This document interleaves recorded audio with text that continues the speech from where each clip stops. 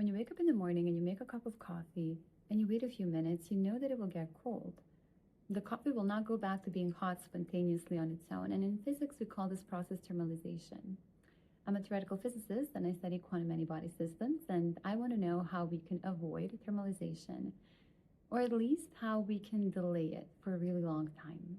And the reason I want to do this is because thermalization equals loss of information and equals loss of quantumness in our quantum computers, quantum simulators, and our quantum technologies.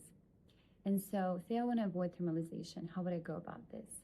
Well, a really long time ago, back in the 50s, Enrico Fermi wanted to show how generic thermalization really is, the fact that it's a property of all many-body interacting systems. And so what he did is he ran an experiment, one of the first numerical experiments in physics. He took a model that would not thermalize, so a very special class called integrable models, and he added a perturbation to it. And it turned out that the perturbed model did not thermalize, to the surprise of all. And in fact, Fermi ended up calling this his little discovery, and it has been an open problem in physics for the last 70 years. There have been many papers written about it, but recently, in our latest paper, we also provide a new solution and understanding of this problem. So how do we do that? I mentioned integrable models, but what are they really? They are highly idealized mathematical models that have infinitely many conserved quantities or constraints. They are highly structured. So the more structure, the less thermalization. The more thermalization, the less structure.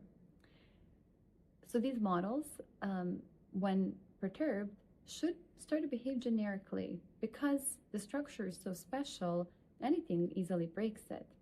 So in my work, what I do is I construct special types of perturbations that I call weak configurability breaking perturbations.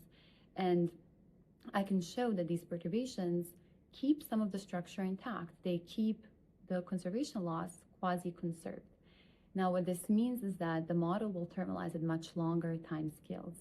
And a great success of our recent paper was that we were able to show that Fermi's problem, the perturbation he added, is also weak configurability breaking perturbation, and not only that.